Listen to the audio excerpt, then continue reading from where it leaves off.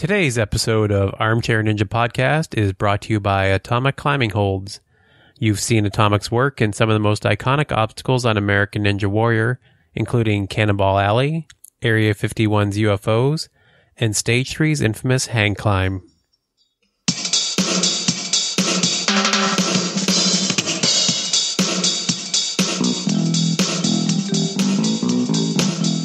You're listening to the Armchair Ninja Podcast. Here is your host, Rich. Hello, everyone, and welcome back to the Armchair Ninja Podcast. It is Friday, January 29th, 2016. My name is Rich, and I'm here with my co-host, Bijan. How are you making it this week? What up? How's it going, everybody? So, we got another week of Team Ninja Warrior. Oh my god, it was great. I loved it. The show's holding up. I don't think we're going to have a bad week. Yeah, man, and I really enjoyed the personalities coming out of Neil Craver's team this particular week. That kind of stuff really makes a big difference in the show, and I really hope to see all these competitors come back. That team in particular, I really loved seeing them, man. Yeah, I said this last week, but I'm going to say it again. I love the fact that we went through all the teams. I think that was a great idea because it makes everybody stand out that much more, right? So when we see Natalie Duran, we've watched lots of videos of her. We have an idea who she is. So it's not, there's nobody on the show that we don't know. Yeah, but man, she still surprised me.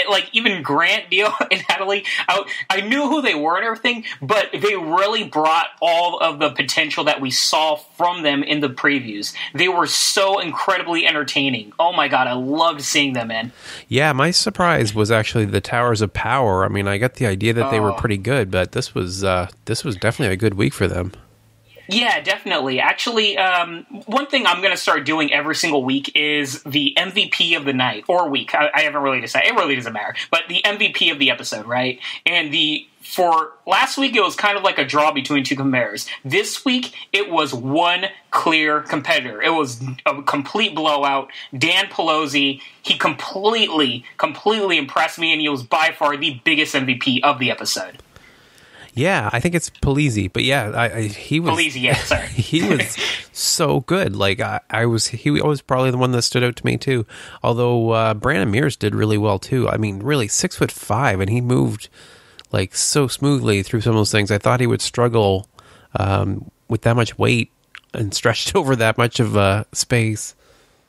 Yeah, I mean, the only slip-up that Brendan Mears actually had wasn't really necessarily due to his fault. It was more due to the placement of a particular obstacle that he had to hit, where his body isn't necessarily made for it. We're going to tell it more in depth later, but I've actually done this particular obstacle, and I have really long legs just like Brandon Mears, and let's just say it's very difficult, this particular obstacle, when you have longer legs. We'll get into that later, but Dan Pelosi, I really want to emphasize a point. This guy, unlike Mears, where he was the team captain, he was better known. He did have more experience on American Ninja Warrior.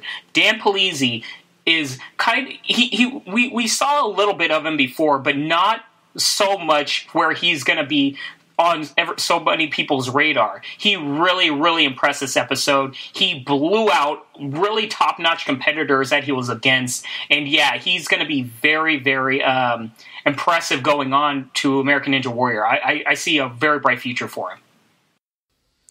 Yeah, and so definitely I would support that. Dan Pelosi would probably be the standout star for me as well. And I guess from the women, Natalie Duran really impressed me too. I thought she did a tremendous job. Yeah, she's definitely somebody that knows the camera, knows her body. They featured explaining a lot that she's not only a viral star online, but she's a star based upon not only a personality, but also the physical feats that she does. And we talked about this before in our preview for her, but she really emphasized and showcased those two strong, I guess, things about her on this show, and she really stood out. It was very impressive. And as we said before, the women are going to be a lot more women are going to be standing out on this show, and we definitely saw it from her. All right, so let's run down the teams. Real quickly, we had the Golden Hearts. That was Neil Craver, Grant McCartney, and Natalie Duran. The NorCal Ninjas. That's David Campbell, Sean Noble, and Rachel Mulvaney. Team Midoriyama. That's Ian Dory, Megan Martin, and Dan Yeager. And finally, we had the Towers of Power. That's Dan Polizzi, Brandon Mears, and Selena Laniel. So the first matchup we had was the Golden Hearts versus the NorCal Ninjas. Pretty great start. We had Sean Noble versus Grant McCartney. Sean who? Sean. No, I'm just messing. I feel so bad because he was kind of... We'll talk about it later, but he got the short end of the stick in terms of time on in front of the camera.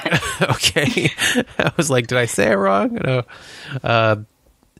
So yeah, Grant McCartney just showed him up, and he was winning, right? Sean was ahead, but Grant McCartney, both times he's up this episode, he jumps to the second bungee and just steals the limelight right away from him.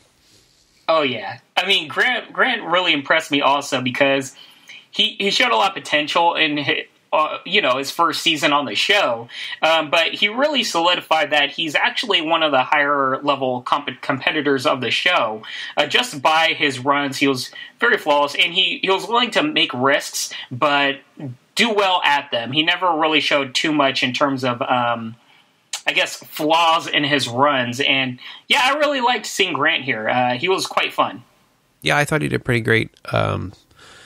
And very personable, and I just like the idea that it's kind of weird to me, right? Because to me, these guys are all celebrities, so it's funny to me thinking of flying to Hawaii and having him serving my drinks on the flight. You know what's funny is I'm actually flying to Hawaii in August, and I'm going by that airline, so I was like, oh my god, I might see that dude. That would just be so strange, but yeah. I'll tell you this, if I do, I'm taking a picture. Me and him are going to race, because I'm going to the Spartan Finals in Hawaii, and yeah, he better be there. That's all I got to say. Nice. So yeah, overall, good start to the show. Then we ended up with Natalie Duran versus Rachel Mulvaney. Who?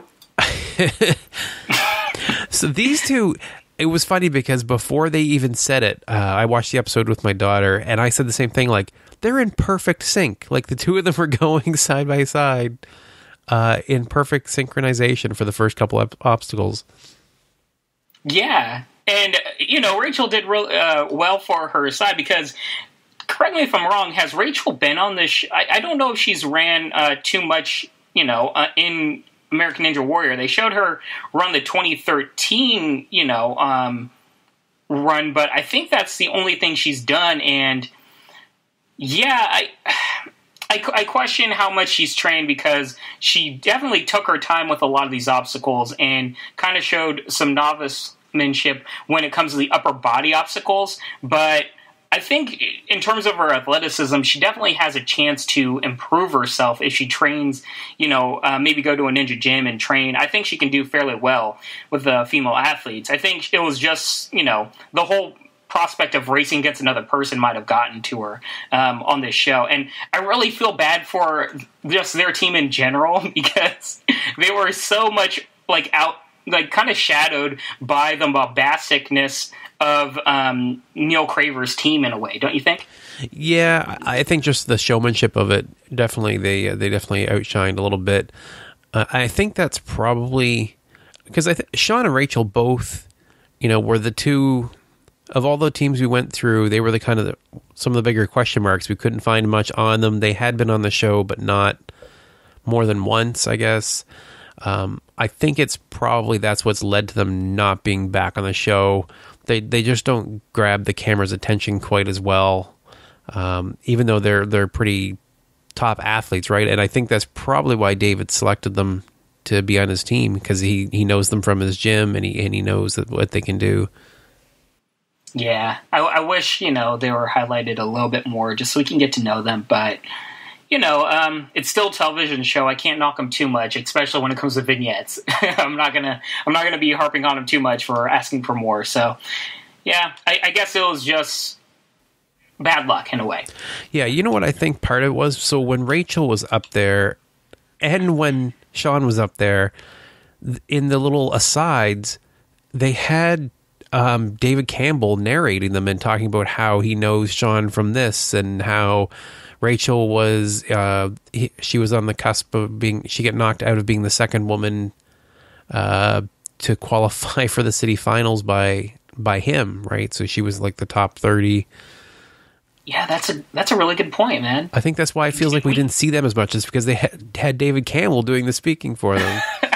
Yeah, we barely heard anything from them, now I think about it. I mean, they had one small aside from Sean later on in the episode, but even that, I mean, he was kind of monotone or maybe nervous in front of the camera, but yeah, I guess we just didn't see them. Maybe we'll see them again if David can, support them more, like, be like, hey, come back on my team. But yeah, I think this will help a little bit. Give them a little recognition from this show, might help them with their submission for A&W. We'll see. Mm-hmm. Good point. Yeah. So then we had the third leg, David Campbell versus Neil Craver, and I was actually really excited because I wasn't sure how that was going to go because David Campbell's he's so good, right? So you're like, what's going to happen? Is he going to pull ahead or? Man, oh man. So Campbell misses on the Sonic Swing and he just couldn't quite catch up, but man, he did a good job of trying. He was closing the gap right up to the end. Yeah, I mean, in our preview, it highlighted quite a bit of, there's two sides of David Campbell where he's very, very fast, very technical, very great competitor, but he tends to make small mistakes on these transition obstacles. And he made one small error, lapse in judgment on the swing, a transition obstacle, and he had to do another swing double take on it. And that one small, lapse in time cost him the race just by a very short point too. I mean, he really closed the gap quite well, but it just wasn't enough, man. Yeah, so it ended up being the first round went to the Golden Hearts. So round one's, kind of give you a better placement for round two, but it doesn't really mean much in the end, right? It's all about round two. Yeah, and I have to say, man, the Golden Hearts, they were their celebration dances and everything. Every single time one of them won a heat, like, their celebrations were amazing. Everybody, if you have this recorded, go back, watch the Golden Hearts do their celebrations. It is so it's so funny, fun, and it's not I guess demeaning or mean towards another to the other competitors. It's just like really fun. I really loved it. Yeah, I do remember one part, like Natalie jumps and they catch her and stuff. Like, it was it was pretty good. Yeah, I love that, dude. So moving on, we had the other matchup. We had the Team Midoriyama versus the Towers of Power. So I was pretty excited for this. Megan was kind of my favorite, one of my favorite competitors of the last two seasons, which is why, she was one of the first ones I reached out to for the podcast, and she was gracious enough to be my first interview for us. So, kind of got a soft spot for her, so I was really excited to see her run. So when we had the first matchup, we had Dan versus Dan. We had Dan Yeager versus Dan Polizzi. And, I was shocked at how fast these two were. Yeah, they flew through it. It really, I feel bad for Dan Yeager being, like, kind of outshadowed by it, but man, all I could watch was Dan Polizzi. I was like, who is this guy? Like, I knew he was good, but man, he flew through this particular course. And, it was just the start of a really good episode for him. Yeah, they actually were neck and neck. It was very close the whole way through. Polizzi just made it up first. They had I almost wonder if it mattered in this case. The longer run up on the right-hand lane looked like it might have helped, right? Because when they're both Dan, when Yeager jumped down on the left-hand lane, he took a second to kind of adjust himself because he had less run-up room, where Polizzi was able to jump down and just run because he had that longer run. I never thought of that. That's actually a really interesting point. I wonder if they're going to address that maybe next season, but we're going to have to keep an eye out for that if that becomes a reoccurring thing, throughout the season. Because, I never thought of that, but the right competitor does have a little bit of a longer, run up, right? Yeah, it's a couple feet. Like it's not a small difference. Yeah, and as somebody that's tried the warped wall, that's a big difference. Trust me, you need every ounce of buildup you can for that warped wall. So that's a very good point. Yeah, and it's funny how it could kind of work either to your advantage or against you, right? If you don't need a big run up, that couple of feet can make a difference in allowing you to get there quicker. But if you need to hesitate, if it causes you to hesitate, which it seemed to for Jaeger, it's just not good. Yeah, I will say this though: the 2 episodes that we've watched so far, whenever it deals with somebody missing by just that split second, and traditionally it's the person to the left side, and usually it's them taking a small little breath or little pause before the run up, whereas traditionally the right competitor just runs right through it. So maybe that will play a bigger part. We'll have to see. Yeah, I think we'll keep an eye out for that. So then we moved on to Megan Martin versus Selena Laniel. So Selena pulled ahead on the swing jump, and I was kind of worried for a second because Megan was really taking her time. She was climbing up onto the bar, which a lot of people are not doing. They're just grabbing one side of the swing. But man, she hit the cargo net and she just spun right through it. Like there was no issue whatsoever. She caught up right there and she didn't look back. She was done. She went and completed the whole course. Yeah, good for her.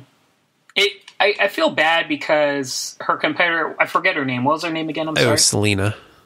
Selena, yeah. I feel bad for Selena because she was doing so well, and it was just one misstep on those steps, or dancing stones. Sorry. I really love that obstacle, by the way. Oh my god, that must be the highlight of the season in terms of obstacles. I really hope that's on American Ninja Warrior. But I feel bad for her because I wish we would have seen more from her against Megan Martin because she was doing so well neck and neck with her, and Megan Martin is so highly regarded that it was quite impressive just seeing her keep up with her. But those are the breaks, right?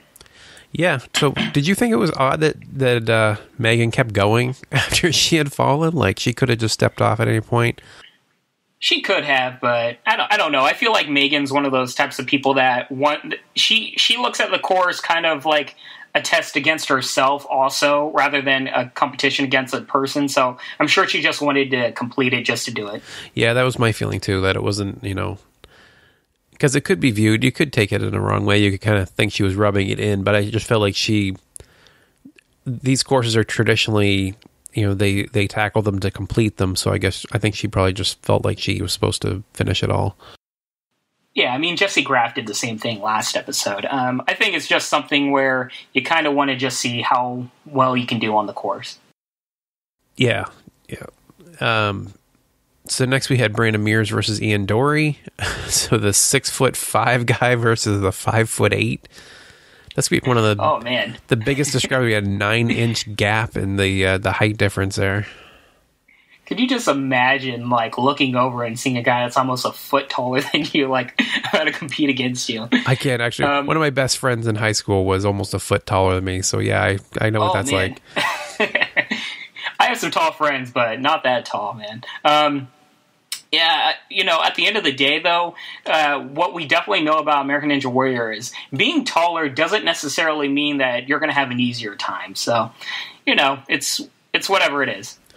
Yeah, Ian really impressed me, actually. Ian, you think of him as a climber, not so much as someone that's particularly fast on the course, but he did really well. I thought he made really good pace, ended up taking this heat, but Brandon kept up with him and was actually ahead for most of the race until Ian pulled ahead. So, yeah, they both did really well. Yeah.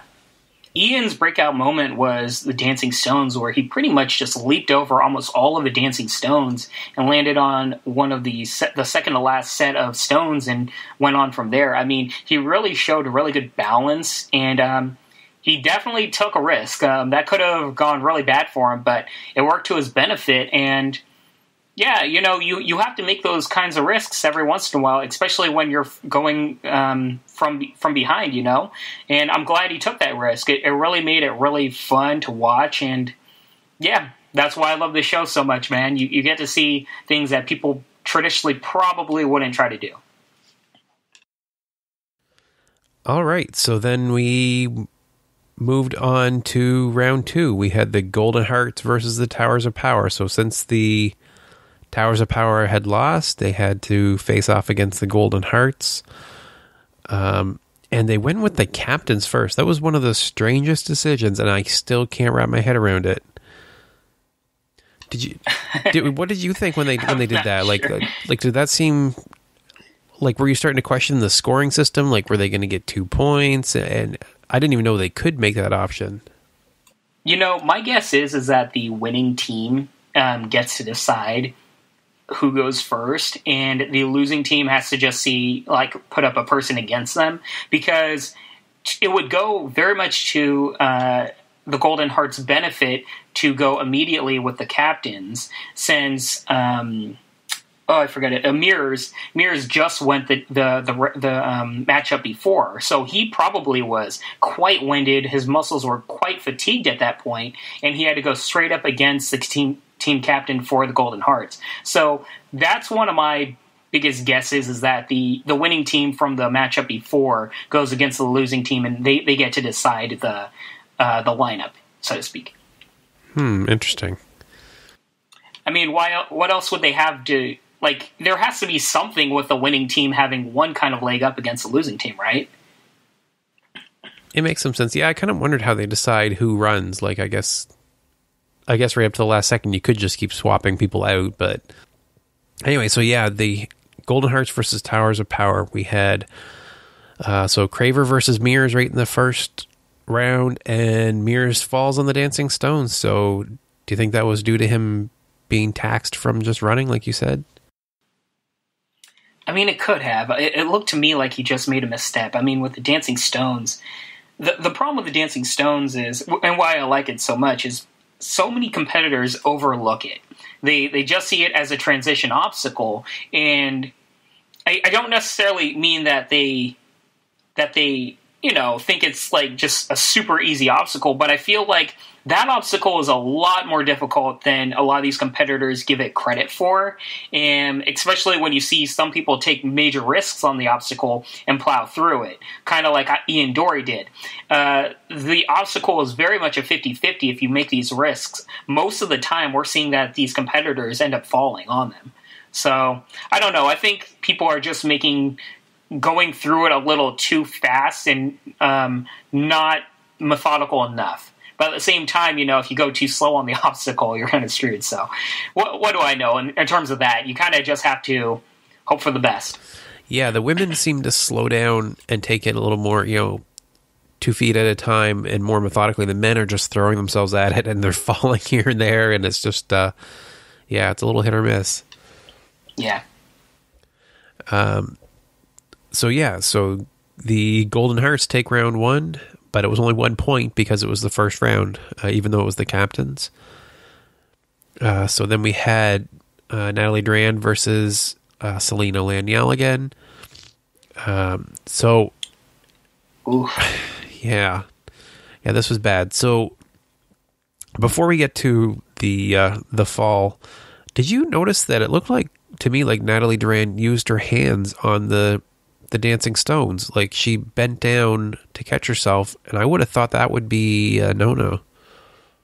Really? Yeah, it usually is. It usually is. That's a good point. I just rewatched her right now, and she did use her hands on the Dancing Stones. That is a very good call. Because if I were to imagine the rules for this episode, they are a lot more lax with this episode, and we'll go about it later for the final heat. But that seems like a big no-no. But at the same time, it very much seems like you can graze the water, you can do a lot more lax things. I think they give you the benefit of the doubt on this just because you are racing, and they prefer you to just go at breakneck speed. So maybe you are allowed to catch yourself on dancing stones, similar to how you can use your hands on the quintuple steps.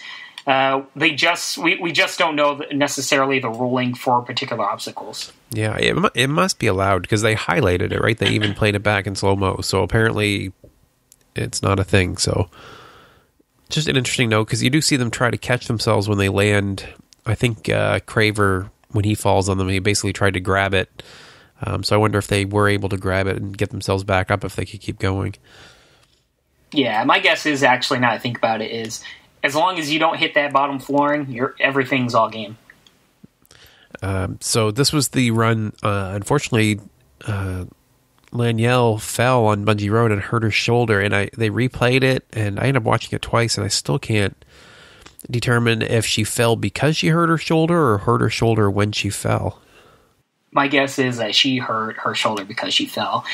When you look back at this episode later on with, or actually before, I think it was with Jaeger, when he lands on this particular obstacle on his feet, you tend to see that the water only goes waist high. This was a very shallow pool of water, not very deep based upon how other people fell on this obstacle. And the thing is, she falls at the highest point of the obstacle, and probably one of the highest points of the entire obstacle course. I mean, she was very, very high, and it was very scary how she fell. She fell straight back on her shoulders. Now, when you fall from that height into a shallow pool of water, you have to imagine that at least some point of her shoulder hit the bottom of the whatever was underneath on the bottom of that floor, which, since they're in a kind of a hangar, I'm guessing it was cement. I really hope it was padded underneath, but my only conclusion is it could be cement or something, and she must have hit it really hard on that. And it was quite scary, because if she were to just rotate a little bit more, she could have landed right on her neck, man. And that was really scary. I hadn't thought of how shallow that pool was. That actually makes a lot of sense now. So yeah, I didn't think the impact, they were kind of playing it off as the impact on the water, I thought. But yeah, you could definitely hit the bottom of the pool because it isn't that deep. Yeah, that pool must have been 3.5 feet, because it was, at most competitors, it was near their waist, and that's kind of scary, man. And that was a shame for two reasons. One, because she hurt her shoulder, she couldn't continue on. And two, we had Natalie Duran make it to the warped wall, and I thought we were going to see the fifth woman up the warped wall, but she didn't end up doing it. So, yeah. Yeah. I wish Natalie Duran, well, I could see why she wouldn't, because this would have been maybe in poor sportsmanship because her competitor was injured. So maybe it probably wasn't the best time to try to go up the warped wall. Yeah, I guess to be more fair, what I was actually looking forward to was seeing Selena come down behind her, and the two of them attempting the warped wall at the same time. I wanted to see, if one of them could make it up. That makes sense, yeah. I feel you on that one. So then we moved on to the last race. We had Dan Palisi versus Grant McCartney. That's one of those when they show the previews for the season. This is one of the ones they highlight because they just dove for the buzzer, and Palisi just barely beats them to it. They said 0.3 of a second. I mean, you can't get closer than that. I mean, you really could, barely, but man, that is really close. Yeah, and McCartney did his move again, jumping past the first set of bungees onto the second one. That is pretty slick, and I didn't see anybody else do it through the whole episode. Yeah, and he's a pretty big guy too. I mean, that must be very difficult to do. It must show a lot for his arm strength and his grip strength. So good on him. Very entertaining. I really enjoyed the run, and both these guys are just big breakout stars. I mean, everybody knows Grant McCartney to a point. Dan Palisi, he kind of just, he's more impressive to me just because I didn't know him as much in terms of namemanship. But I definitely see them both being quite entertaining this upcoming season of American Ninja Warrior. And a part of me really feels, well, we'll talk about it later, but kind of breaks my heart we're not going to see Grant more of Team Ninja Warrior, man. Yeah. So we then moved on to the tie-breaking round. So they were tied up, and I think Brandon made the right choice choosing Palisi to go again, even though he had just run to go against Craver, and I think that I think Neil made the right move in picking himself to go too. So one thing to note here, so Craver ends up falling on the dancing stones, but his method, if you watch it back, watch him on the cargo net. He hits the net, spins himself around basically twice to get down the net. Probably the fastest I saw anybody get off of that net.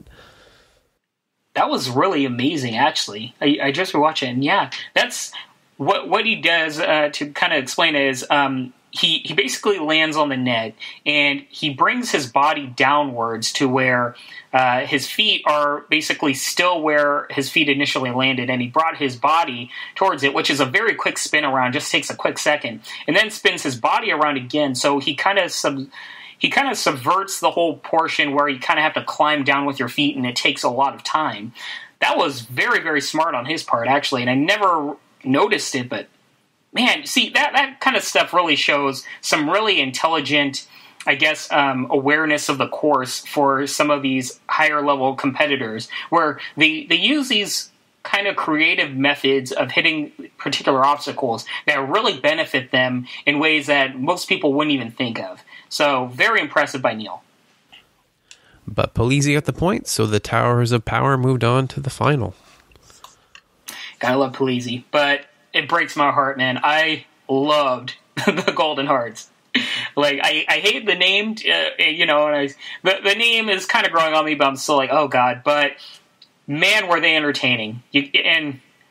Yeah, they're definitely a standout. I really hope we see more teams and competitors next season. Kind of take a I guess a lesson from them and just amp up their personality just a little bit more. It can make the show a lot more fun. Okay, so then we went on to the other matchup that was the NorCal Ninjas versus Team Midoriyama. So the first pair getting up were Dan Yeager and Sean Noble. And Yeager falls just before the padding on Bungee Road. He was going along well, but he fell just before getting off. Actually, basically the same spot that Nicholas Coleridge fell last week. Yeah, exactly. And looking back, the water is about towards Yeager's belly button. So Yeager is not a super tall man, so you can make your guesses of how tall or high that water actually is. So not much to say about that run. Nope. That's it. He just had a slip up, and that happens, right? Yeah. And then we had Megan Martin versus Rachel Mulvaney. Megan pulled ahead and never looked back, and then Rachel ended up falling on Bungee Road, and so Megan just carried on up the wall again. So she hit the buzzer twice, just like Jesse did last week. Oh man, that was a clean sweep. I mean, I think Megan might have noticed Rachel at the beginning, and that's it. I feel bad for Rachel. I mean, I'm sure she could have done Bungee Road, but she just couldn't catch up, and she was just trying to rush and end up falling. Yeah, that's one unfortunate part, is that you might look kind of bad on the show, and it's not necessarily to your fault per se. It's just compared to somebody else, and then you kind of make some small mistakes. So I feel bad for her. So then we had the captain's run, Ian Dory versus David Campbell, and I was actually a little worried because I was kind of rooting for Team Midoriyama, but I thought, oh man, David Campbell could totally screw them out of this. I wasn't sure how he would do against Ian Dory, but no, Ian pulled ahead, and David tried to skip some stones to catch up, but then he ended up falling. It was just too big of a gap for him to try to jump across.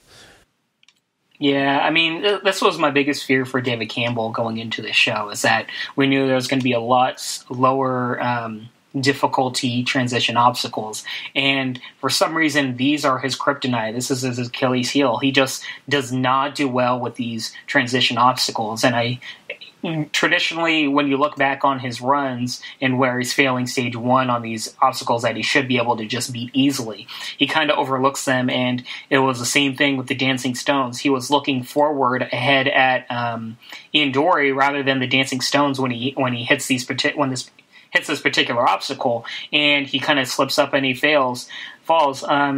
He's still one of my favorite competitors. I really hope to see him again, do well, but he just needs to, I guess, for some parts, stay focused on these lesser obstacles. So sunglasses, yes or no? No, I don't know how you feel. I always feel like people wearing sunglasses kind of douchey or D-bag in many ways, Like, I just like, especially when you're wearing them indoors or at night, man, I'm just like, take those things off. Yeah, maybe that was it. Maybe it was just because we haven't seen them for a while because they keep running it at night, but since it was daytime, he had his chance to wear them. It's not a good look. It does come across that way. I don't understand why. I mean, I wear them because, sometimes it's bright. You need sunglasses, but yeah, not when you're... If I'm racing against somebody, I'm not wearing sunglasses. Good point. Yeah, but, it's what he gets to do whatever he wants to do. I'm not gonna judge. Earlier this episode we had people covered in gold glitter. So yeah. who am I to judge people's outfits? Yeah, why is he so showy with his sunglasses? The other guys are covered in gold paint and dancing around. Yeah. So we're gonna have a brief word from our sponsor, and then we'll be back to look at the final relay. Any doctor will tell you that stress is the leading cause of heart disease, and any parent will tell you that children are the leading cause of stress. So entertain them in a way that will leave them thoroughly exhausted, leaving them no energy left to bother you for the rest of the night. Fill their stockings with climbing holds, or buy a stocking already stuffed to the brim. Instructions are provided, so everything can be done with safety in mind. To get started, go to ninjapodcast.com and click the link to Atomic Climbing Holds. Don't forget to use our promo code podcast and you can save 10% off your purchase. Okay, and we're back. And so looking at the final relay now, we have the Towers of Power versus Team Midoriyama. It's actually a rematch for these guys. With a slight moderation, right? Yeah, with one stand-in. So since Selena Laniel injured her shoulder, they had an alternate. I'm going to guess she was an alternate for anybody. Like, do you think she was there specifically for them or just as an alternate in general? That's a good question. I'm not really sure. I mean, I'd imagine every team would have an alternate, but at the same time, you'd have to have two alternates depending on if you're male or female. So maybe they did have just a general alternate in many ways. I'm not sure. I guess we'd have to look back and see if maybe she was wearing like the colors of the team, like when they chose her. But yeah, it could be either way. I will say this though, she does look familiar to me. Yeah, so let's bring everybody up to speed. So Bijan, I'm like, when I saw her and I heard her name, I'm like, geez, I know that name. Where do I know that name from? So tell your story here, Bijan. So yeah, For people that don't remember, I actually competed in a Ninja Warrior competition a few months ago at MROC Training Grounds in Oceanside, California, and Tracy was actually there. She was actually sitting with me and my girlfriend, kind of like right next to us, like stretching and everything, prior to her run and our run, and we got to know each other. She's really, really nice, very cool. She wears some awesome beanie, like creative beanie hats. Like, she's kind of known for that. She wears off-the-wall hats and stuff, and yeah, she was kind of like my training partner afterwards. We were going through all the obstacles before and afterwards, and we were like going through them together, giving each other tips for all these obstacles, recording it. I'm the dude behind the camera, and for many of the highlighted videos that you might see of me online, she's going to be the one behind the camera. So there's just a little tidbit of that. I was really rooting for her to do well, and yeah, it was really cool seeing her on the show. Yeah, it's kind of a high-pressure situation to come in on, too. And I think my guess would be that she was probably an alternate for any team that needed someone, because the more I think about it, a lot of them would have had to travel quite a ways. You wouldn't want to, it's not like they're compensated for this stuff. They wouldn't be flying people in from all over with alternates. It just doesn't seem likely. Yeah, that's a good point. I mean, they would literally have to send in, like, I think, since there's 24 teams and you'd have to have 2 per team, I mean, that's a whole lot of people for no real reason, to be honest. So yeah, Yeah, I really feel bad for her, though, because she didn't get to try these obstacles out beforehand, or not a lot of experience in general in these types of obstacles. And here she is racing against Dan Yeager, right at the finals. I mean... No pressure. No pressure at all. Yeah, it's like, I can't really judge how well she does on this obstacle course, because, honestly, I don't even think many men could, or top athletes can do much better. I mean, she was put in a really, really high-pressure situation. Yeah, so the course didn't change for this portion. Actually, come to think of it, we didn't even really talk about the first half. So what did Bungee Road? So I liked it. I thought it was a pretty good obstacle as a substitute for the pole grasper that we had last week. It didn't give the opportunity to your favorite part of getting in front of somebody else and blocking them, though. Boo. But I will say this. When they described it at the beginning of the episode, it looked a lot more difficult than seeing people actually participate on it. I've never tried any obstacle like that, so I can't really speak too much about it. But, from hearing about it, I was like, oh, that looks like a difficult obstacle, right? But people really blew through it. So it's one of those obstacles where I feel like they gave it a try. I don't know how much we'll see it more like in later seasons. Maybe they'll modify it, make it a little bit more difficult. But yeah, I mean, I like them trying out new things, so I'm never going to knock them on that. And it's like that fifth obstacle is going to be the one that'll swap out for each week, and I'm suspecting on the 7th and 8th episodes when they do the finals that it'll probably be quite a bit different. Let's hope, man. It better be. That's all I gotta say. It's like, need to change some things up. I thought it would be repetitive. I didn't actually find it all that repetitive, even though we've seen these obstacles.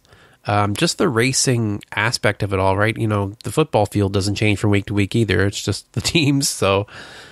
Mm-hmm. But at the end of the day, it is the teams that make it, a point. But I do feel like there are some obstacles that can be modified. Maybe the first obstacle or the second obstacle can be modified. They better keep those dancing stones right where they are. That one is. Tracy Dinwiddie had to step in as an alternate, and they placed Dan Yeager as the first leg for their relay. Which meant that the second portion was going to be Dan Palisi versus Megan Martin, and then Brandon Mears versus Ian Dorey. And this was pretty exciting. The fact that they switched them up made it so much more interesting. Yeah, and first of all, that was really smart because Megan Martin is so much better of a competitor to just hit the first two obstacles. It's like, no, she should really be in the second part. So it was really smart on their part to do that placement.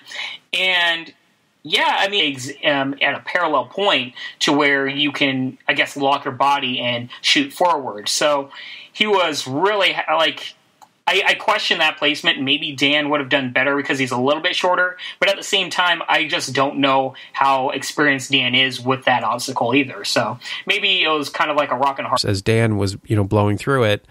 So there was a massive lead that they had pulled ahead. She struggled more than a little bit, man. Yeah, they did. She did. But again, that's by comparison, right? So, I mean, we've seen a number of the women, have trouble on the cargo net and stuff. We've had women falling on the... it's really hard for her not to do that.